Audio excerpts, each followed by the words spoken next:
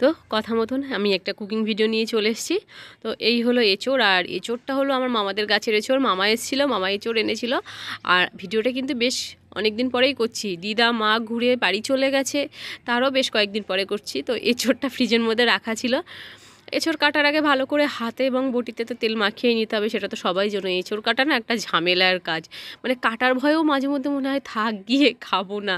বাড়ির গাছের এঁচোড় যেহেতু টাটকা টাটকা খেলে ভালো হতো, বাজারে তো আমরা শুকনো বাসি এঁচোড় খাচ্ছি।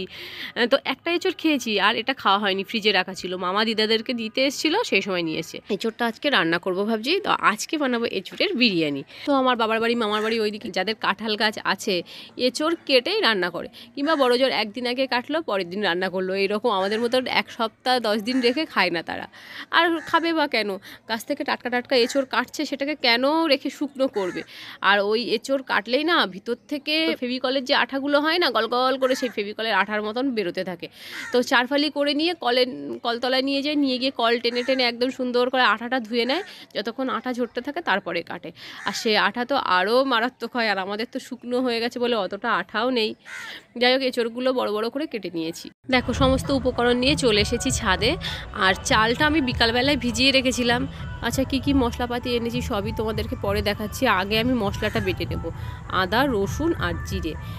তো না, আগে ভাতটা বসিয়ে দেবো, ভাতটা বসিয়ে দিয়ে তারপর আদা রসুন জিরে বাটবো।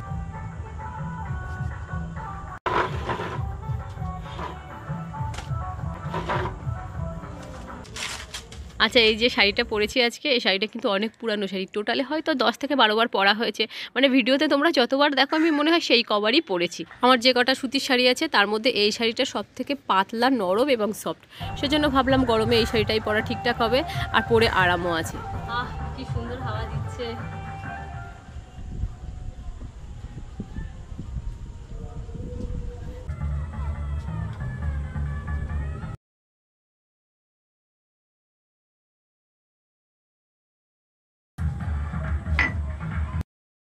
উফ, এমন পরিবেশে রান্না করতে যা লাগে সে আর কি বলবো। একদিকে এরকম ফুল গাছটা যা আছে, অন্যদিকে হাওয়া দিচ্ছে।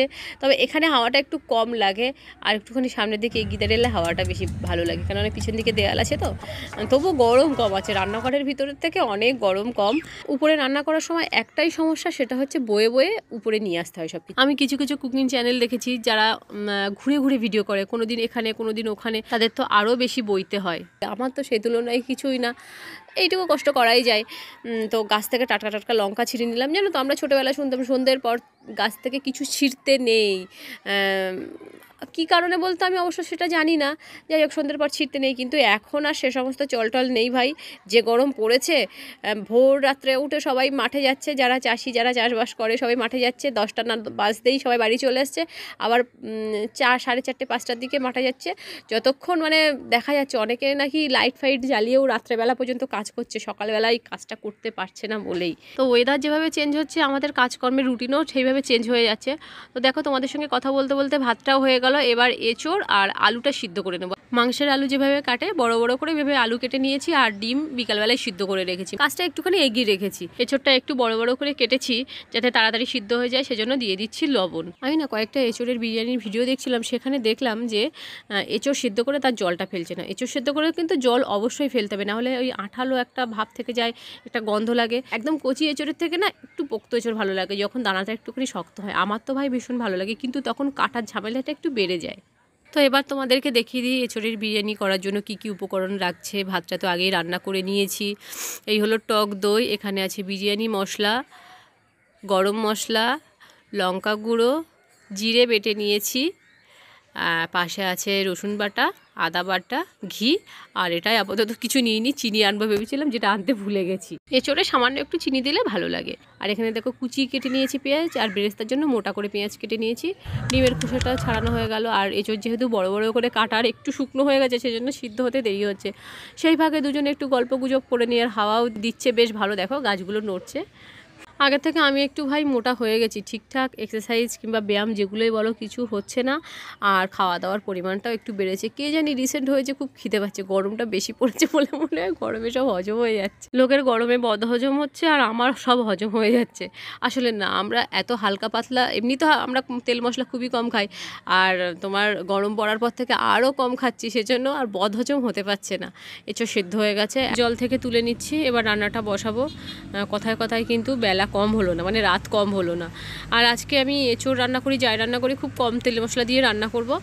তো আগে বেরেস্তাটা ভেজে নিচ্ছি, তারপর আলু ডিম এই সমস্ত ভেজে নেব, তারপর এঁচোড় বসাবো। আর এবার আলুগুলো ভেজে নিচ্ছি, আলুগুলো সিদ্ধ করা যেহেতু, জানো তো এর আগে বিরিয়ানি করেছি, এর আগের দিন আলুটা অনেকক্ষণ ধরে ধিমে আছে ভেজেছি, তাও দেখি আলুর মধ্যেটা শক্ত আছে, ওই জন্য আজকে আলুটা সিদ্ধ করে নিয়েছি। আর এসব বিরিয়ানিতে আলু ছোটো ছোটো করে দিলে তো আর অতটা ভালো লাগে না।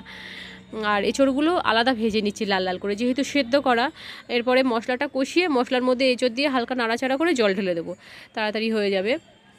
আর এঁচোড় সেদ্ধ করা বলে কিন্তু খুব একটা তেলও টানেনি। এঁচোড় যেহেতু তেলে আগে থেকে ভাজা, সেজন্য এখানে তেল কম দিয়েছি, মানে পেঁয়াজটা ভাজার জন্য যতটুকু তেলের দরকার ততটুকু তেল দিয়েছি, আর তার মধ্যে অল্প একটু ঘি দিয়েছি। দিয়ে দিচ্ছি রসুন বাটা, আদা বাটা, আর আদা বাটা রসুন বাটাটা একটু কষিয়ে নিয়ে এর মধ্যে ঢেলে দেবো টক দই।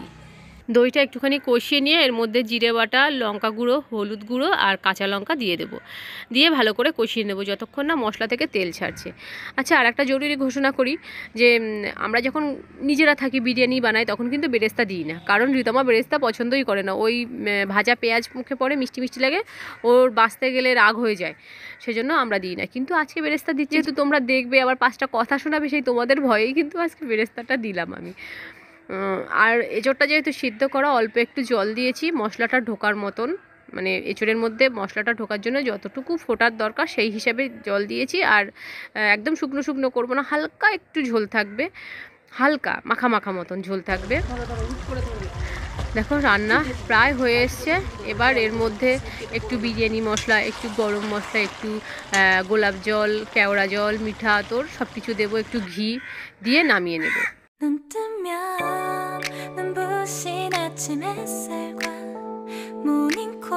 উনুনের জাল কিন্তু একদম নিভিয়ে দিয়েছি, আর আজকে বিরিয়ানি হবে মাটির হাঁড়িতে। দেখেছো ভিতরে কাঠকয়লা কীরকম জ্বলছে, দেখো উনুনের মধ্যে যেন গনগন করছে, খুব তাপ। তো হাঁড়িতে ঘি দিলাম, ঘিটা দিয়ে ভালোভাবে মাখিয়ে নিলাম, তারপর ভাতের লেয়ার দিলাম, যেভাবে দেয় কি ভাতের লেয়ার, তারপরে এঁচোড়টা দেবো, তারপরে একটু বিরিয়ানি মশলা, একটু বেরেস্তা, এরকমভাবে লেয়ারিং করতে থাকবো। কাঠের জালে রান্না করলে, উনানে রান্না করলে স্বাদ সত্যি ভালো হয়। আর তবে কি কষ্ট হয়, কষ্ট করলে তো কেষ্ট মিলবেই ভাই। যে মাছে কাটা বেশি দেখবে সে মাছের টেস্টও বেশি। তো এই মশলা টশলাগুলো মিশিয়ে নিয়েছি, সব দেওয়া হয়ে গেছে, কিন্তু এই সরাটা আর এর উপরে বসাতে পারবো না, সেই জন্য একদম মুখে মুখে হয়ে গেছে তো ছোটো হাঁড়ি, সেজন্য একটা গামলা উড় করে দিয়ে ঢেকে দিয়েছিলাম। তবে উনানে রান্না করতে কিন্তু আমার খুব একটা কষ্ট হয় না, খুব একটা তাপ লাগে না। ঝিকের উনান হলে তখন কষ্ট হয়, চারিদিক থেকে আগুন ওঠে না, আর এটা যেহেতু পাইপের উনান, এক জায়গা থেকে ধোয়া বেরোচ্ছে আর সেটা উড়ে যাচ্ছে, হাতে কিন্তু কোনো তাপ লাগছে না, সেজন্য খুব একটা কষ্ট হয় না। ঝিকের উনান হলে কষ্ট হবেই ভাই, সে যত বড়ই রাঁধুনি তুমি হও না কেন। আর আমার এই উনান দেখে অনেকের পছন্দ হয়েছে। আমাদের এদিকে না এরকম উনান খুবই কম, বেশিরভাগ বাড়িতে, বেশিরভাগ কি 99% লোকের বাড়িতে হচ্ছে ওই ঝিকের উনান। আমার উনান যারা দেখেছে সবারই পছন্দ হয়েছে, এমনকি আমি উনান বানানোর অফারও পেয়েছিলাম, আমার ননদের বাড়িতে বানিয়ে দিয়ে এসেছি। তাছাড়াও বানানোর অফার পেয়েছিলাম, ডিমটা গড়াতে গড়াতে আর গড়িয়ে পড়তে পারলো না, আমার হাজব্যান্ড ধরে নিয়েছে। হাঁড়িটা খুব গরম হয়েছে, নিচে না এত তাপে পুরো নিচে ভাত আটকে গেছে, তবে পোড়া লাগেনি, পোড়া লাগলে একটা পোড়া গন্ধ আসতো, পোড়ার আগের মুহূর্তে আমি তুলে নিয়েছি, নিচটায় ভাতটা একটু আটকে গেছে। আর দেখতে তো দারুণ লাগছে, আর গন্ধে তো রিজুরি তোমার চলে এসছে, মা কখন খাবো, হয়েছে রাত কিন্তু অনেক হয়েছে, 10:30টারও বেশি হয়ে গেছে, 11:45 বাজে। এঁচোড়টা সিদ্ধ করতে ভাই অনেক সময় লেগেছে, প্রেশার কুকারে করলে এত সময় লাগতো না। আমি আজকে এরকমভাবে কলা পাতায় ঢাললাম কেন বলো তো, আমি কতগুলো সাউথ ইন্ডিয়ান ভিডিও দেখেছি, আমি না সাউথ ইন্ডিয়ান ভিডিও দেখতে ভীষণ ভালোবাসি, মানে সাউথ ইন্ডিয়ান সিনেমাগুলোও যেমন ভালো হয়, ভিডিওগুলো খুব সুন্দর হয়। সেখানে দেখেছি ওরা কিছু রান্না করলে বড় একটা কলা পাতা কাটে, কেটে 4-5 জনে বসে খায়। আমার খুব ভালো লেগেছে ওটা। কিন্তু আজকে কলা পাতাটা সরু হয়ে গেছে, টেবিলের মাঝখানে পড়েছে। এখন আমরা এদিক থেকে ভালো করে হাতে পাচ্ছি না, মানে গলা লম্বা করে করে খেতে হচ্ছে। শেষে রীতমা বলছে, মা এই রিজু বলছে, মা একটা থালা দাও, আমি এরকম গলা লম্বা করে করে আর খেতে পাচ্ছি না। ভাই বিরিয়ানির টেস্ট খুব খুব সুন্দর হয়েছে। প্রথমে ভেবেছিলাম আমরা তো পুরোটা খেতে পারবো না, কিন্তু শেষ পর্যন্ত এতটাই ভালো লেগেছে, একটু একটু করে খেতে খেতে পুরোটাই খেয়ে নিয়েছি। আলু ফালু পেঁয়াজ সব এখানটা বিরিয়ানি ওই রকমই হয়, বেছে বেছে খাওয়া থেকে। তবে এঁচোড়টা একটু বড় কাটা হয়ে গেছিলো। তোমরা যখন রান্না করবে এঁচোড়টা আর একটুখানি ছোটো কাটবে। ওর ভিতরে মশলাপাতিটা ঠিক ভালোভাবে ঢোকেনি, কিন্তু গ্রেভিটার টেস্ট এত ভালো হয়েছে, মানে শেষ পর্যন্ত আমরা 4 জনে মিলে সব খেয়েই নিয়েছি। সবাই যখন খেয়ে বলে খুব ভালো হয়েছে, তখন রান্না করার যে কষ্টটা সেটা অনেকটাই লাঘব হয়ে যায়, অনেকটা না পুরোটাই লাঘব হয়ে যায়। আর আজকের ভিডিওটা এখানে শেষ করছি। দেখাবে নতুন কোনো ভিডিওর সঙ্গে। আজকের মতন টাটা।